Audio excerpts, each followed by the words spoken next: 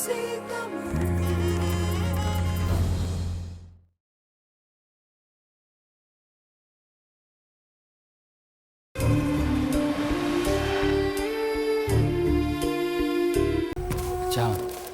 எப்போ யாழினியை போய் பொண்ணுக்கலன்னு சொன்னியோ அப்போவே நான் யாழினியை பற்றி யோசிக்க ஆரம்பிச்சிட்டேன்டா.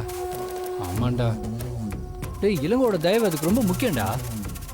அந்த இளங்கோ ஏதாவது எமோஷனலாக பேசினா கூட நீ கொஞ்சம் பொறுமையாக பேசுகிறா. ஏதாவது ஏடா கூடமா பேசி காரியத்துக்கு எடுத்துடாதரா. மச்சான், என்னை பொறுத்த வரைக்கும் என் ஃப்ரெண்டு நீ, உன் வாழ்க்கை நல்லா இருக்கணும்டா. என்ன, எப்படி காய் நகர்த்தினா கரெக்டாக இருக்குமோ அப்படி தான்டா காய் நகர்த்துவேன். மச்சான், எல்லாம் நல்லபடியாக நடக்கணும்டா. யாழினியோட கையை பிடிச்சிக்கிட்டு ஜோடியா இதே ரோட்ல நடந்து வரணும்டா. இது நடக்கும் மச்சான், நடக்கும்.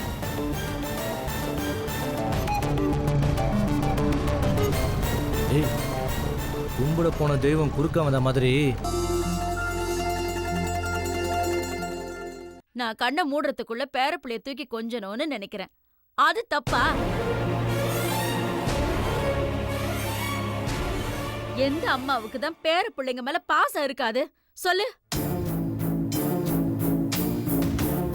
உனக்கு கல்யாணம் கட்டி வச்சு பேர பிள்ளைக்காக இத்தனை வருஷம் காத்துக்கிட்டு இருந்தேன்.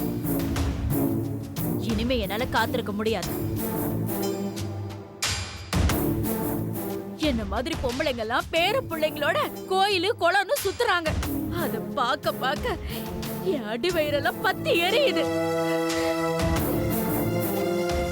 இது எமான பிரச்சனை. உனக்கு நான் நல்ல பொண்ணா கொண்டு வந்து நிறுத்துறேன்டா. அந்த யாழினி பெரிய ஆட்டக்காரிடா. வீட்டுக்கெல்லாம் ஒத்து வர மாட்டா. கோயில் மாடு உழவு மாடு ஆயிடாது. அந்த மாதிரி நினைப்பு எதுவும் வச்சுக்காத. உன் அப்பன் உறவெல்லாம் அவன மாதிரி தான் இருக்கும். புரியுதா? இங்க பாரு, அவசரப்படாத, பார்க்கலாம். நீ என்னடா பேசிட்டு இருக்க?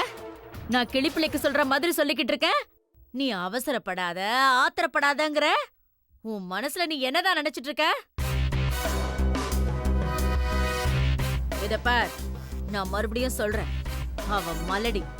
அவளை வச்சுக்கிட்டு வாழணும்னு கனவு கூட காணாத. பஞ்சவர்ண கிளி மாதிரி பொண்ணை கொண்டு வந்து நிறுத்துறண்டா. நீ தாலி கட்டுற. என்னடா ஒன்னும் சொல்ல மாட்டேங்கிற? சாப்பாடு கேட்டால் வெறுஞ்சோரை வைக்கிற. சாம்பாரில் உப்பும் இல்லை, உரப்பும் இல்லை. தண்ணி கேட்டால் தண்ணி எடுத்து தர மாட்டேற. இவ்வளோ பிரச்சனை உங்ககிட்ட இருக்கே, இதை என்னைக்காவது நீ யோசிச்சிருக்கியா?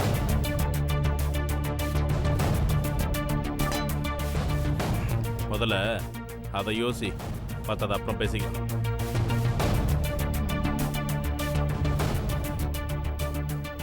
என்ன இப்படி சொல்றான்?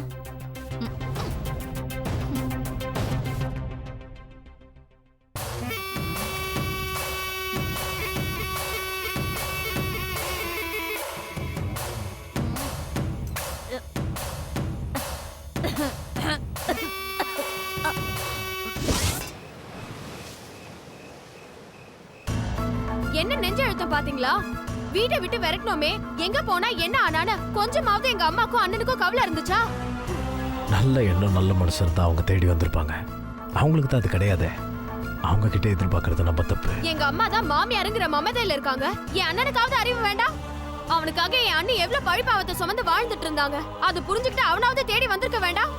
இளங்கோ மச்சான்ட்டையும் அத்தைகிட்டையும் கருணை எதிர்பார்க்கறது கல்லுக்கிட்ட கருணை எதிர்பார்க்கற மாதிரி. அவங்க வந்து துளசி அக்காவை கூட்டு போவாங்கன்னு எதிர்பார்த்தா நாங்க ஏமாந்து தான் போகணும். வீட்டுக்கு போய் அத்தைகிட்ட நியாயம் கேட்கறது தான் சரின்னு படுது. இது வரைக்கும் அவங்க பண்ண அநியாயத்தெல்லாம் பொறுத்துக்கிட்டு சும்மா இருந்த மாதிரி துளசி அக்கா விஷயத்திலயும் சும்மா இருப்பான்னு அவங்க நினைக்கிறாங்க. அவங்க நினைக்கட்டும். அந்த நினைப்பு தப்புன்னு நான் புரிய வைக்கிறேன். நான் அவங்கள சும்மா விட போறதில்ல. நாளைக்கு காலையில விடியட்டும்.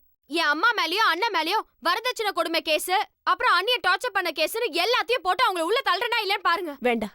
அவங்க தான் புத்தி கெட்டு அலையறாங்கன்னா பதிலுக்கு நாமளும் அப்படி நடந்துக்கிறதா?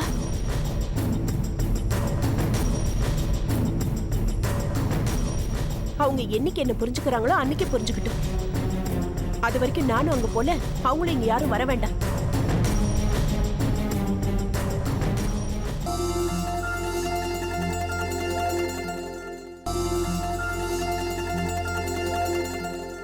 அது வரைக்கும் நானும் அங்க போல, அவங்களும் இங்க யாரும் வர வேண்டாம்.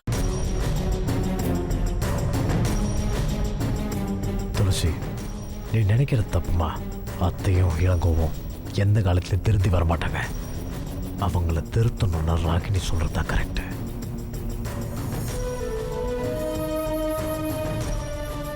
இல்லன்னு அப்படி பண்ணா நாளாக பிரச்சனை தான் இன்னும் அதிகமாகும்.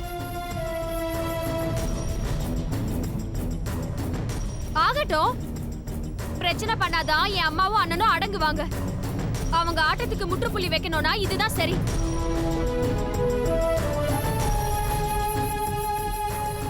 ஆத்திரத்திலயும் அவசரத்திலயும் எடுக்கிற முடிவு ரொம்பவே தப்பாயிடும்.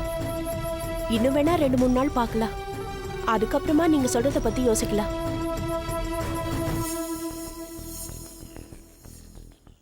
அனி, நல்லவங்க விஷயத்துல தான் யோசிக்கணும், கெட்டவங்க விஷயத்துல யோசிக்கவே கூடாது.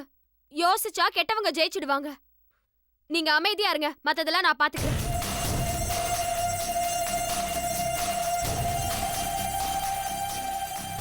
ஏங்க, விடிஞ்சதோ போலீஸ் ஸ்டேஷன் போய் கம்ப்ளைண்ட் கொடுக்குறோம். போலீஸோட அவங்க வீட்டுக்கு போறோம். ராகினி, அதெல்லாம் ஒண்ணு வேண்டாம், சும்மா இரு. அக்கா, நீ முதல்ல சும்மா இருக்கா. நம்ம இப்படி பொறுத்து போறதுனால தான் அவங்க அப்படியே பண்ணிட்டே இருக்காங்க. இப்படி ஏதாவது பண்ணாதான் அவங்களுக்கு புத்தி வரும். அதுவும் இல்லாம துளசி அக்காக்கு யாரும் சப்போர்ட் இல்லைன்னு நினைச்சிட்டு இருக்காங்க. நம்மளாம் சப்போர்ட்டா இருக்கோம்னு தெரிஞ்சதா அவங்க சரிப்பட்டு வருவாங்க. அக்கா, நீ முதல்ல சொல்லுக்கா. சரின்னு சொல்லுக்கா. கேஸ் எதுவும் போடாம வெறும் விசாரிச்சுட்டு விட்டா போதும். அனி, என்ன புருஷ சென்டிமெண்டா? இதே இன்னும் எத்தனை நாள் தான் பேசிட்டே இருப்பீங்க? அதுக்கெல்லாம் என் அண்ணன் சுத்தமா வார்த்தை கிடையாது. அவன் சரியான மேல் சாவனிஸ்ட். அவன் உடம்ப பாத்தீங்களா? சதையா இருக்கு, ஃபுல்லா கொழுப்பு தான் இருக்கு. போலீஸ் ஸ்டேஷன் கூட்டிட்டு போய் ஜட்டியோட நிக்க வச்சு 4 மிதி மிதிச்சாதான் அவன் சரியா வருவான். ராகினி, அதெல்லாம் ஒண்ணு வேண்டாம், சும்மா இரு. போங்க அனி, நீங்க எல்லாம் திருந்தவே மாட்டீங்க. ராகினி, ராகினி,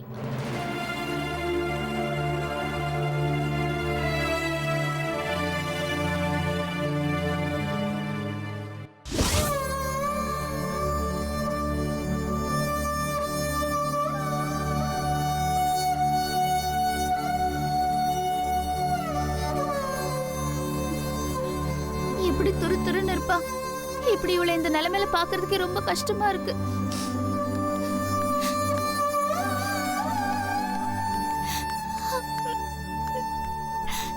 டாக்டர் எப்போ ஆபரேஷன் சொன்னாருடி?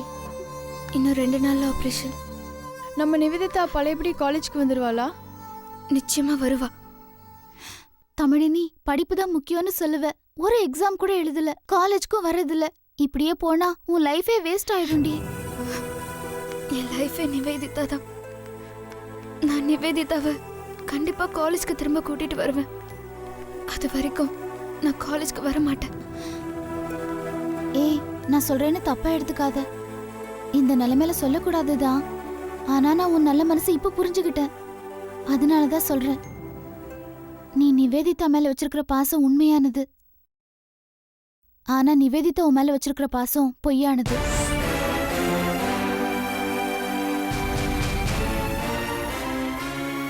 நீ நம்பர் 1 இருக்கிறது அவளுக்கு பிடிக்கல. உன் வளர்ச்சியை தடுக்கணும்னு அவன் நினைச்சா. அவ உன்கிட்ட பழகினது எல்லாமே வேஷம்.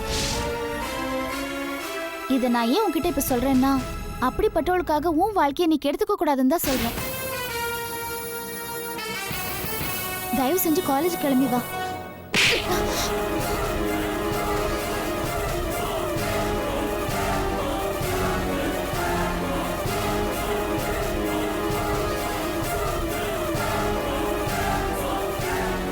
என்ன பேச்சு பேசுற நீ? உயிருக்கு ஆபத்தான நிலைமையில அவ போராடிட்டு இருக்கா.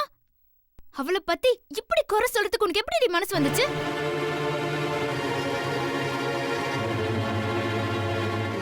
நான் குறை சொல்லணும்னு சொல்லல தமிழினி. ஆனா அதுதான் உண்மை. அது உண்மையோ பொய்யோ, ஆனா என் நட்பு உண்மையானது. முதல்ல நாகரிகமா இருக்க கத்துக்கோ. ஒருத்தர் இறந்தாலோ இல்ல உயிருக்கு ஆபத்தான நிலைமையில இருந்தாலோ அவங்கள பத்தி நல்ல விஷயங்களை மட்டும்தான் பேசணும்.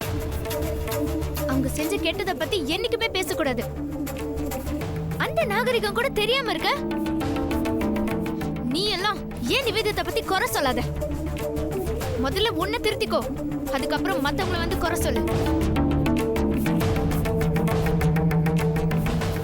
இங்க பார், இன்னொரு தடவை நிவேதிதா பத்தி குறை சொன்ன பிச்சிருவேன் பிச்சு. நீ எல்லாம் வரலன்னு யார் எழுதாங்க? போடி. ஏய், இவளுக்கு நீ நல்லதுதான் சொன்ன, அத புரிஞ்சுக்காம இப்படி பேசிட்டு போறா. ஏய், இவ லூசுடி. இந்த லூஸ்க்காக தான் அந்த லூஸ் இப்ப ஹாஸ்பிடல்ல படுத்து கிடக்கு. அவ தமிழினி படிப்பை கெடுக்கணும், அவளை அழிக்கணும், அவளை காலேஜ் விட்டு விரட்டணும்னு அவ கூடயே பழகிட்டு அவளுக்கு எதிராக நிவேதிதா செயல்பட்டா. நான் எத்தனையோ கெடுதல நிவேதிதா சொல்லி தமிழினிக்கு பண்ணிருக்கேன். அந்த கெடுதலுக்கு பிராயச்சித்தமா தான் அந்த உண்மையை இவகிட்ட சொன்னேன். அதை இவ ஏத்துக்கல. ஏத்துக்காட்டி போறா. வாங்கடி நம்ம போலாம்.